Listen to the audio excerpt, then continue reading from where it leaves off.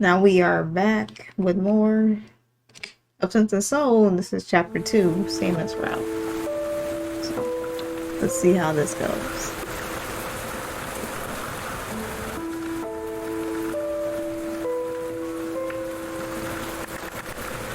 Mind if I join you, Seamus? James takes a mumbling as an assent on the armchair across from mine. My, the chairs here in the corner of the lounge really are quite plush. I should sit here more often. Might miss out on some stories from the others, and my rear will be happier for it. I snort, shaking my head.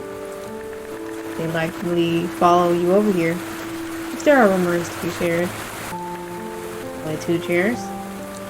Suppose they could share this one if you would share yours with me. Share in the dormitory with you? That's cramped enough. Let alone a single chair. I came, I saw, I conquered. Suddenly as James had appeared, his expression turned serious. I didn't come over here to bicker with you, Seamus. You seem out of sorts. What's the matter? Nothing's the matter. No. Take a deep breath, my fingers gripping the wool of my trousers. Nothing. There is something. I don't know. How can I begin to explain this blunder I've made? Why I'm as affected by this as I am? Where to go from here? James presses a short stem glass into my hands. The scent of brandy wafting from it is sweet, with a sharp alcoholic edge that threatens to pull the emotion right out of my chest. Have a drink. Take your time. I don't mind waiting. A few hours prior, what did he do that was so afflicting? The morning of the day I am set to meet Mr. Brooks dawns bright and sunny. Well, bright and sunny by London standards. It is admittedly nothing compared to the countryside, but I quite prefer the comforting press of the buildings, even the familiar fog from the burning of coal. The house is fairly quiet in the mornings, truth be told. It's fairly quiet all the time. Though, the decor might suggest otherwise. True.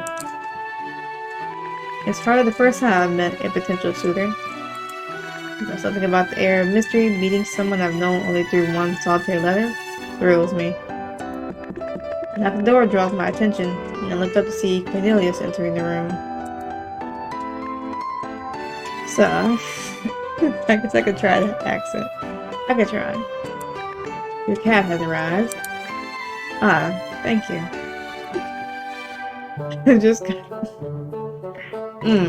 I've just got to get my hat, and I put my pockets down, looking for my gloves. Where did I put those? I look up to find them right in front of me, sent to me in Cornelius' hand. Your gloves, sir. Yes, right. I won't, exaggerate it too much, but I'll do just enough. I pull the gloves on and flex my hands to fit them securely. They feel strange, cooler and steadier than when I wore them last. Is this a new pair? Yes, sir. Seeing as you're stressed today's outing will be significant, I think you might want them replaced. And the old pair? Should I retrieve them? No. It's alright. The cab's waiting. I had better be on my way. Yes, of course. Goodbye, sir.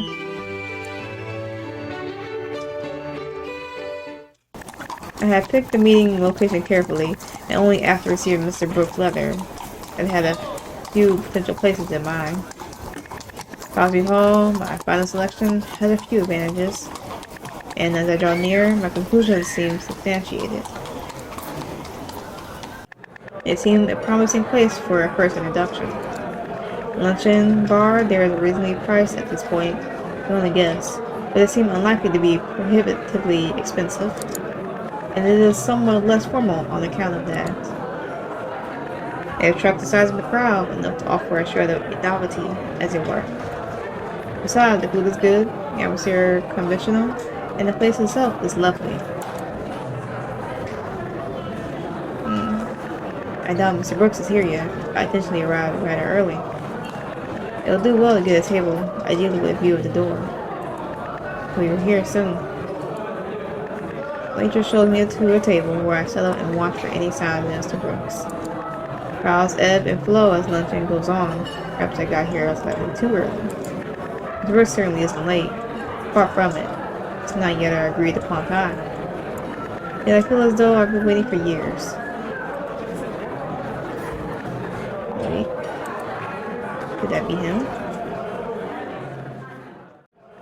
There's a man by the entrance who, inexplicably, I can only describe as looking bookish. I get up from the table and make my way towards him. I haven't actually seen Mr. Brooks, and he didn't offer a description of his appearance, so I could be wrong. But I very much doubt I am. He's facing away, but he's looking around as though confused or searching for someone. And he's alone. It must be him. It must. I'm within arm's reach of him. There's no turning back now. Here it goes. Pardon me, but are you Mr. Brooks? Why, yes, I am. And you are? Here he turns, and I finally see the face of my mysterious respondent. Oh, it's from the previous chapter. Perhaps Crabtree Hall was the wrong place for this after all. The afternoon light streaming in from the tall cathedral windows, there is an oddly eternal glow to his figure. His eyes take my breath away. Even from behind the spectacles, they look like sunlight on the moors, vast and verdant, contained in just that gaze. I'm sorry, I'm afraid I apologize if I startled you. I just had to be sure I found you. I'm sorry, I suppose you are Mr. Charkham? Oh, I've rushed right past that, haven't I? Yes, I am. It is so wonderful to meet you properly. You're just as I imagined you to look. From your letters. Ah, yes, indeed. Good afternoon. I shake his hand, which, despite its size, is cool to the touch. I managed to secure us a table. Should we talk there? After you, sir. Alright. As I move through the restaurant, I am keenly aware of being watched by Mr. Brooks. He follows close behind me. Am I to his expectations? I may not look the type to put up a personal advert, but I suppose he doesn't look the type to respond to one. Still, expectations or not, he wanted to see me. He came for the express purpose of doing so. What have I to fear? I don't know, we will see. Upon reaching our table, I pull out a chair for Mr. Brooks, and he sits with a polite nod of his head. Thank you for agreeing to meet with me, Mr. Brooks. I doubt you're a busy man. I don't doubt that you're a busy man. Well, I don't work terribly far from here, and wasn't in trouble at all. Really? What a coincidence. May I ask whereabouts? Oh, just on Fleet Street. Really not far. By the bus. My usual haunts are more towards the end of the Strand. Perhaps we could meet in the middle on future occasions. Yes, indeed. I can see his rising nervousness. It shows in the tenseness of his shoulders and the tightness of his smile. First meetings were daunting, especially with such an unconventional premise.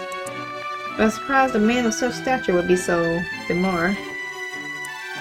I take the bill of fare, placed on the edge of the table, and hand it to him. The lunch menu here is a set one. The only thing to worry about is what you like to drink with it.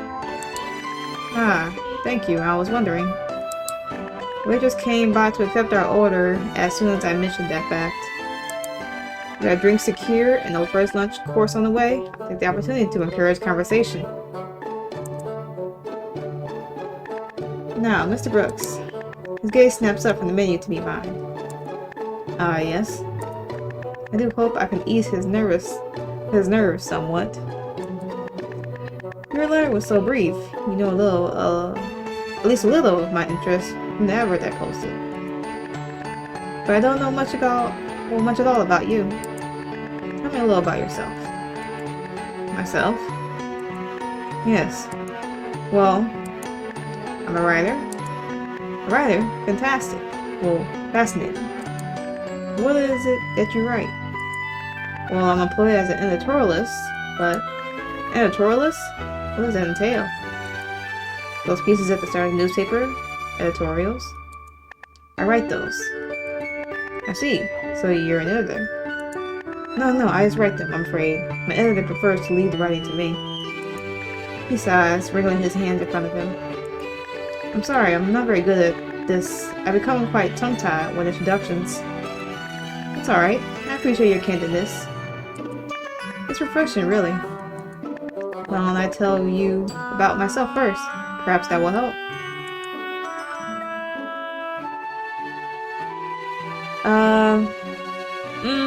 We'll add to it and keep it. Families from Chester. I enjoy the theater. Spring is my favorite season. Most importantly, I'm delighted to make your acquaintance. Hi, dear Mr. Brooks. I see. How interesting. That was a terribly quick few facts about me, but I'm sure we will come to learn more about one another with time. Oh, yes, of course. Hopefully those were good choices. Food arrives in good time, just as we reached a lull in conversation. We had both grown quiet. The tension lingered between us, but could just be my own threatening. Mr. Charkham. Yes, Mr. Brooks? I fear I must be honest with you about something. Kindness builds in my chest. Please go on. You see, that is to say, no? Oh heavens, I'm sorry, Mr. Charkham. No. You see, I made an error in writing your advert. I thought that you were... This was... Once Mr. Brooks blanks fills in my mind. You thought I was a woman? Yeah, maybe it's been a while, but I thought the same. I'm afraid so, yes. Stare at him in bewilderment. How could... And why? Questions race through my mind, but what comes out is... I see. Well, these things happen. I'll waste no more of your time then, Mr. Brooks. I rise from my seat, holding my napkin next to the untouched cutlery in front of me. Mr. Charkham. Face is growing hot with emotion, embarrassment, guilt, shame. Oh, that's the game. I was like, let me listen real quick. Whatever it is, I want nothing more than for this feeling to go away, to leave this place. I reach for my hat and gloves as stiffly as an automaton and bid Mr. Brooks goodbye. Terribly sorry for the mix-up. Please stay and enjoy. I'll take care of the check. Charkham, wait, please. Brooks outbursts as loud as he's been all afternoon. The surprise of it stops me in my tracks. Several nearby patrons turn at the sound. Brooks seems to have surprised himself. After a moment, he blushes, lowering his voice as well as his gaze. I apologize for my misunderstanding. Please, if there's anything I can do to remedy it, tell me what it is, and I will do my best. He's apologizing to me. It's almost worse than if he shouted me down or fled. Searched Mr. Brooks' gaze for a moment. Most would certainly seem genuine. Nonetheless, I take a deep breath and straighten myself before responding. Mr. Brooks, there isn't anything to remedy. As I said, these things happen. You wouldn't need to concern yourself with the matter any further. I'd like to concern myself with it.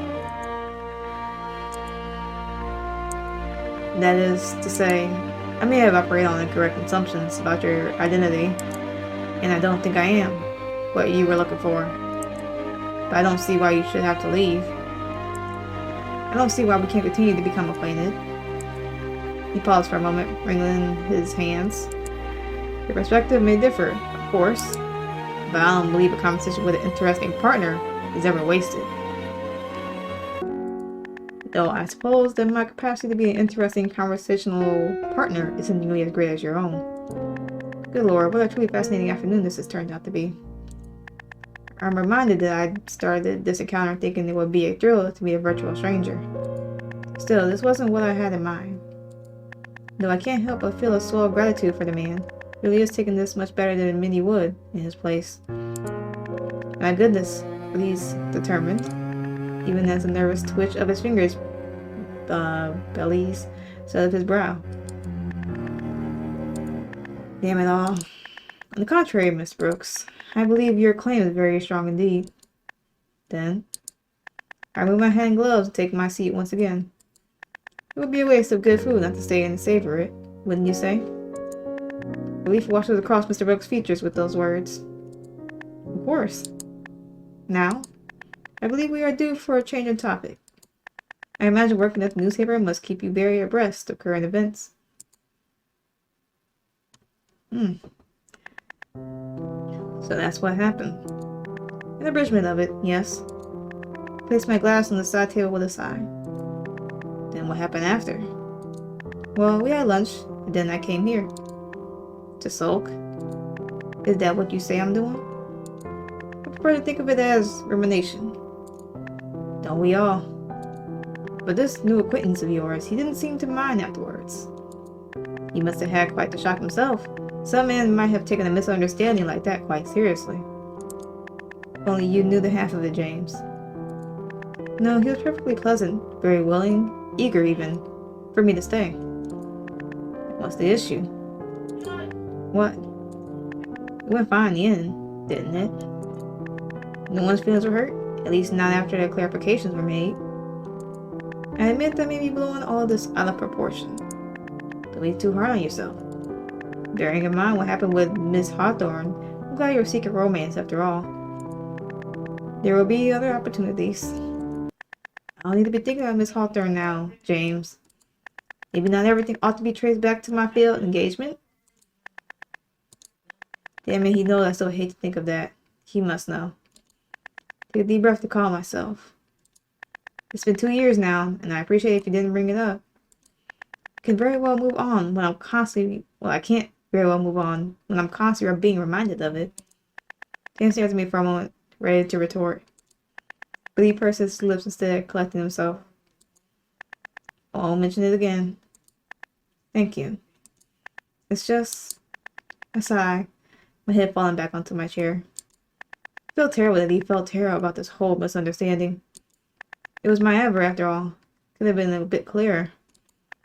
No matter how straightforward one is on paper, there are some things words alone cannot express. Isn't that why you arranged to dine with this new acquaintance today? Perhaps the next edition of the Matrimonial News will turn up with other interested parties. Perhaps. Interrupted by the sound of hasty footsteps as a fellow club member, Mr. Evans, approaches us. Seamus, James, I'd rather notice you were here, off to the side like that. What have you been up to in the corner chattering about? Oh, tubing, okay. I misread that, my bad. Nothing for your ears, I'm afraid. I think I know at all. Nobody looks at the crowd over there. There's something going on. Oh, you must come listen. Mr. Robin is regaling us with a riveting account of a student duel he bore witness to. A duel? With pistols, sabers, or fisticuffs? Have duels ever been mere fist fights? It was pistols, of course. Can't be a saber with anywhere without getting looks these days. Dear me. No casualties, I should hope. The lucky buggers came away from it with a little more than bruised egos and academic suspensions. Well, one of the student's pistols did misfire on him, but damage wasn't life-threatening. And Mr. Rahman attended to the man's wounds immediately. He's alive is what matters. Thank God he is. He's lucky Mr. Rahim was there. Though I suppose the grounds of a medical royal college is the safest place one could duel. No shortage of doctors there. Now that explains the pistols. Does it? He was just getting to that one bit. What are we doing here? Well, Mr. Rest. Mr. Evans turns and strides briskly back to the gathering across the room. Deep and I leave our seats to follow after him. As we make our way toward the center of the lounge, I catch James' attention. James? I'm sorry for snapping at you earlier. I appreciate your concern. James seems surprised and silenced by my words, but soon his face breaks out into a great grin. Oh, Seamus, you're running more self-pride than you put on, aren't you? On occasion. Huh. What a little lobster you are. A lobster? What are you on about? You got a tough outer shell and soft middle. A lobster. Your hair is even red. I call it more of an auburn.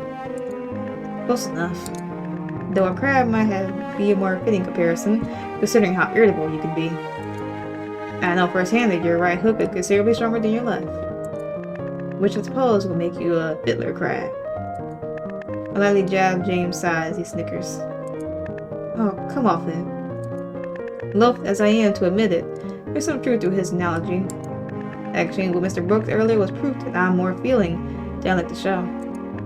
Glad to have a friend like James who is accepting of that. We make ourselves comfortable amongst Mr. Harim's engrossed audience members who don't seem to notice our delayed arrival. As we listen to the rest of the story, the afternoon simply flies past. Night has fallen by the time I depart, and my dark journey home is brightened only by a lamplight. Even hours later, I can't help but mull the day's events over again and again. At the end of our meal, which had extended quite past the end of lunch hour, Mr. Brooks had said, Mr. Charkham, if I may, I very much enjoyed our afternoon. To be candid, this experience is rather new for me on all fronts. I'm afraid my social sphere is rather lacking. Even if it weren't, I'm certain that I feel just as I do now. That is to say, at your convenience, I would very much like to continue our conversation on another day. And I accept it, against my better judgment. Mr. Brooks is a man who seems to be far more comfortable with letters on the page than being faced with another person. For him to discover the truth of my efforts, to wish to dine with me, and then invite further companionship despite having every opportunity to leave this in the past. He wasn't at all I expected, in the most curious of ways. He'll never return my interest, for one. This passing fancy will never bear fruit, even if he's within reach. And yet, I'm simply left with the desire to know him.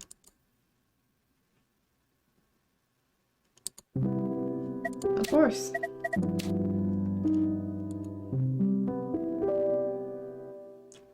Awesome. So, menu. Says we reached a good point to stop, honestly.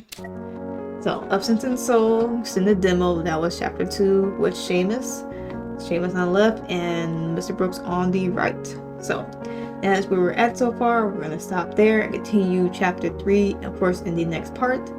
If this game has interested you so far and you do not wish to follow along with me, of course, you can play this game yourself. Everything for it will be in the description below. But if not, that's cool too. If you like this video, of course, don't hesitate to like, share, comment, subscribe, all that fun stuff. And with that being said, I'm going to end it here. So, hope y'all had a good day, a good yesterday, and better tomorrow. And I'll catch y'all in the next video.